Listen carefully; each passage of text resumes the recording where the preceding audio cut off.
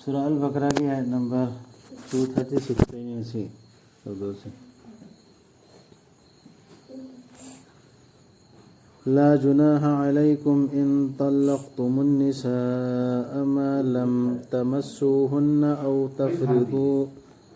तफ़रीदू लहुन्ना फ़रीज़ा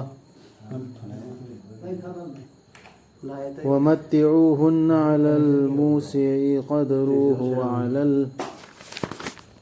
وعلى المقتر قدره متاعا بالمعروف حقا على المحسنين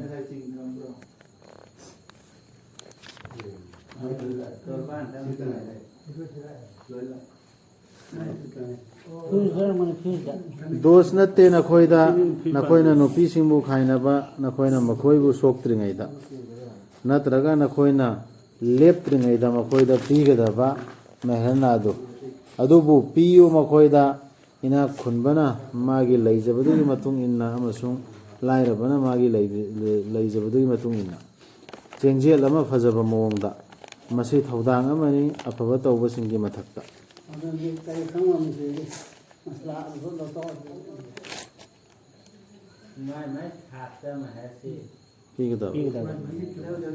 number याद है शौक नदरी ऐसा लई नदरी ऐसा खाना उतारे अगर वो इधर से लई बनते हैं खाना भी आएगा अगर उन बार में तेजा वाला खाना भी चांस ला अगर वो कौन पी के दब से करी ना वरना जहाना है नहीं वरना है ना किधर भी ना है भी ना सीधे में सारे दोस्तों को दबा मना करी मोहरना छुआए है नहीं दिन से का तो है कौन है नहीं है कौन ले नरसी ये मतलब आए ना है इसी वजह से ये बदलिंग ऐसा करूँ तलाक की रहती है ये उधर भी याद ही हो इसमें इकास उन किसी का खाने की जो दिन याद ही हो ही रहेगा वरना ले उधर अदुबु काहिनरदि मागी चेंगजे तोफा पीगदब खुदोल खंगे पीगदब काहिना विशेषदा तलाक अदुदादि लेरोयबा लैत्रे का तलाक के ये इदत ति लैत्रे इधर लेते हैं खाने बस तरह मत तो लेते हैं तो खाने दी इधर इधर खाने वो इधर तो लेते हैं खाने वो कहते हैं नवीन पानी आने अदुगा नखोयना मखोयबु खाइनरबदि अदुगा नखोयना मखोयबु खाइनरबदि नखोयना मखोयबु सोक्त्रिङैगी ममांगदा अदुबु नखोयना मखोयदा पीगदब मेहरनादु लेपख्रबा मतुंगदा अदु ओइरबदि पियु तंखाय अमा नखोयना लेपखिबदुगी अदु लेपना खेवरदि मेहरना लेपना खरदि तंखाय अमा सिनुपी की रेस्पेक्ट नुपी की इज्जत मखोयना नुपी सिंगदुना मदु थादोकपन नत्रबदि नत्रगा मागी मखुत्ता लुहोंबगी किसी थांगलिबदुना हादि नुपीदुना आई थादो ओइ लौनी तंखाय मा हारदि पीगदबा अदरगी निपादुनासु लौरोय हासु अरे लौरोय हादि पीरो नुपीदुना लौरोय हासु याद्रो कोई लौरो है दुना मसला तो आन बब ओखिरे ने कई रोने उदी त पानर मतु गाई न ले मोहना दु को के ना सु आई होइने अदुनि निपीदन थादोसे निपादन थादोसे याय हेबनि मागी तंखायदो थादोकपन नत्रबदि अदुगा नखोयना थादोकलबदि मदुनदि हेन्ना नक्सिनबनि चुमना चटपदा नुपादुना निपादु मागा किसी थांगरिबा निपादु निपादुना लौरनिना लेनरेतना अंतिगी कोई आई पुंसी दी मोहना से पान पीसी आमदना काले मोहना कोखी है जैसे हिस्ट्री का खेना दिया तो मन खेना बा खेना दे काउथोकरु नखोयना सेलगी नरक्ता पुक्चेल चाउथोकनबा सिद का थादोकना हाइरमी नुपीदुरसुनी निपादुरसुनी तसेनाम अल्लादी नखोयना तौरिबदु उबनी पुक्चेल चाउबदु खोय सदि थोइन थेंगना दे थोइन न तेम फबु उदे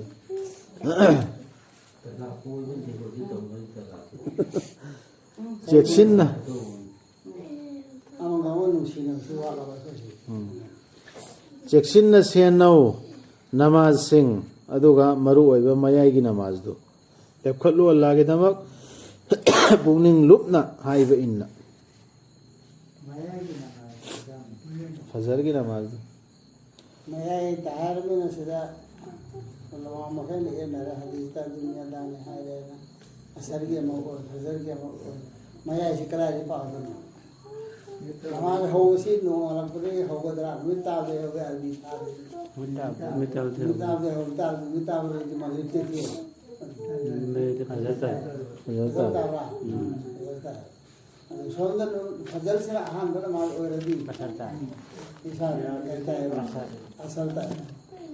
ꯅꯃꯥꯖꯁꯤ ꯁꯣꯜꯂꯣ ꯍꯥꯏꯔꯁꯦ ꯑꯁꯔꯒ ꯐꯖꯔꯒ ꯑꯅꯤꯁꯤ ꯁꯝꯅ ꯍꯥꯏꯔꯕꯗ ꯑꯅꯤꯃꯛ ꯑꯃ ꯅꯠꯇ꯭ꯔꯒ ꯑꯃꯗꯤ ꯇꯥꯔꯅꯤꯗꯅ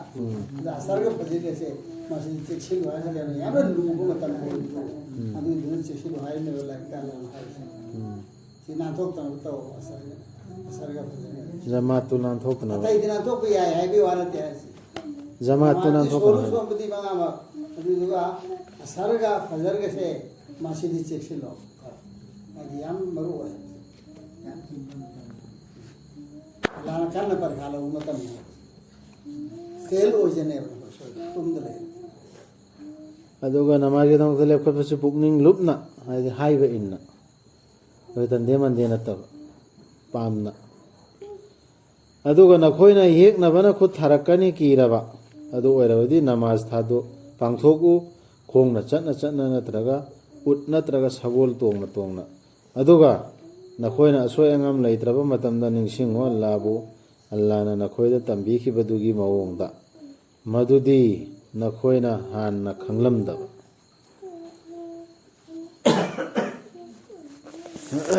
ꯑꯜꯂꯥꯍꯅ ꯇꯝꯕꯤꯕ ꯅꯃꯥꯖꯗꯨ ꯑꯜꯂꯥꯍ ꯇꯥꯛꯏꯕ ꯁꯣꯜꯂꯣ ꯍꯥꯏꯕ ꯃꯑꯣꯡꯗꯣ ꯑꯗꯨꯃ ꯁꯣꯜꯂꯣ ꯍꯥꯏꯕꯅꯤ ꯑꯗꯨꯃꯥꯏꯅ ꯁꯣꯜꯂꯣ ꯍꯦꯛꯇ ꯑꯩꯅ ꯁꯣꯟꯒꯦ ꯃꯑꯣꯡꯗ ꯑꯜꯂꯥꯍꯒꯤ ꯏꯕꯥꯗ ꯇꯧꯕ ꯌꯥꯔꯣꯏꯕ ꯅꯃꯥꯖ ꯃꯇꯝ 5 ꯁꯤꯟꯕꯗ ꯑꯜꯂꯥꯍꯒꯤ ꯏꯕꯥꯗ ꯇꯧ ꯍꯥꯏꯔꯤꯅꯦꯕ ꯃꯉꯥꯔꯛꯁꯤ ꯑꯗꯨ ꯑꯩꯅ ꯁꯣꯟꯅꯤꯡꯕ ꯃꯑꯣꯡꯗ ꯍꯦꯛꯇ ꯇꯧꯕ ꯌꯥꯔꯣꯏ ꯑꯩꯅ ꯈꯨꯔꯨꯝꯅꯤꯡꯕ ꯃꯑꯣꯡꯗ ꯈꯨꯔꯨꯝꯕ ꯌꯥꯔꯣꯏ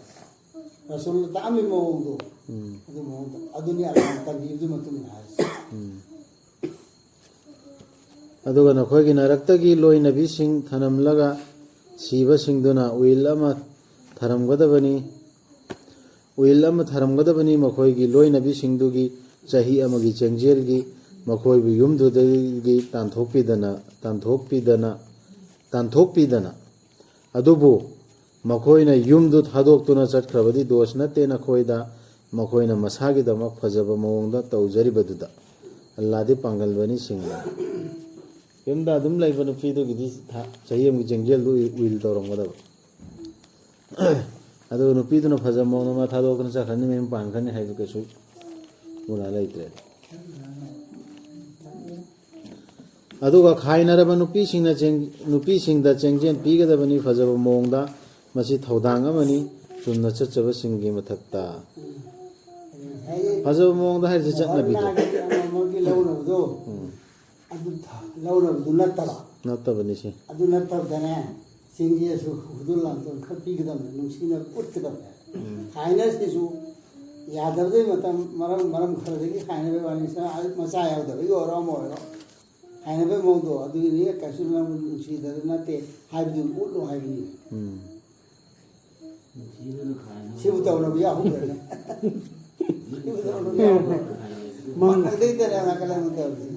ꯂꯥꯛꯅꯔꯗꯩꯅꯤ ꯑꯃꯅ ꯄꯤꯗꯅꯕ ꯑꯃꯅ ꯂꯧꯍꯧꯅꯕ ꯑꯁꯨꯝꯅ ꯃꯌꯦꯛ ꯁꯦꯡꯍꯟꯕꯤꯕꯅꯤ ꯑꯜꯂꯥꯍꯅ ꯅꯈꯣꯏꯗ ꯑꯜꯂꯥꯍꯒꯤ ꯑꯌꯥꯁꯤꯡꯕꯨ ꯅꯈꯣꯏꯅ ꯈꯟꯊꯖꯔꯛꯅꯕ ꯁꯤꯗꯤ ꯄꯤꯕ ꯂꯩꯍꯦ ꯃꯤ ꯎꯈ꯭ꯔꯦ ꯏꯁꯤꯡꯁꯤꯗ ꯀꯃꯟꯄꯨꯔꯗꯁꯨ ꯂꯩ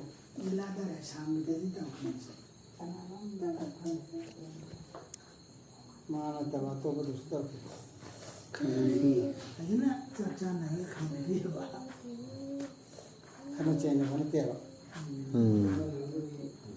ꯅꯪꯅ ꯎꯗꯕ꯭ꯔꯥ ꯃꯈꯣꯏꯒꯤ ꯃꯌꯨꯝꯁꯤꯡꯗꯒꯤ ꯑꯅꯤꯃꯛ ꯑꯉꯥꯡ ꯌꯥꯎꯔꯤꯅꯤ ꯆꯠꯈꯤꯕꯗꯨ ꯅꯨꯄꯥꯗꯁꯨ ꯑꯉꯥꯡ ꯌꯥꯎꯈ꯭ꯔꯦ ꯅꯨꯄꯤꯁꯨ ꯌꯥꯎꯈ꯭ꯔꯦ ꯅꯪꯅ ꯎꯗꯕ꯭ꯔꯥ ꯃꯈꯣꯏꯒꯤ ꯃꯌꯨꯝꯁꯤꯡꯗꯒꯤ ꯆꯠꯈꯤꯕꯗꯨ ꯃꯈꯣꯏ ꯂꯤꯁꯤꯡ ꯀꯌꯥꯅ ꯁꯤꯔꯒꯅꯤ ꯀꯤꯕꯗꯒꯤ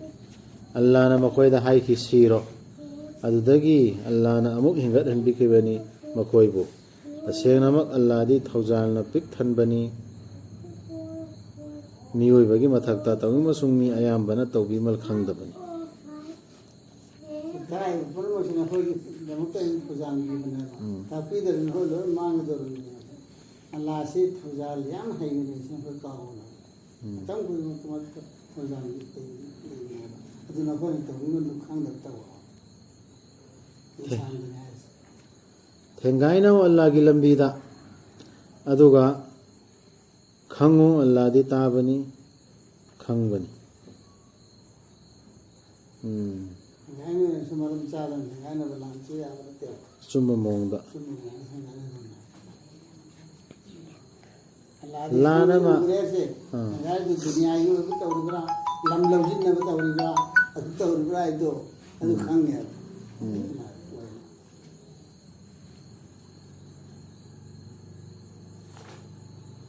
कनाना पुथोकनी अल्लाह दा फजब सेंथंग अमा मधु अल्लाह ना यमखत हनबिनबा मागिदमक सरुक कया अल्लाह ननी नखोयगी नसाक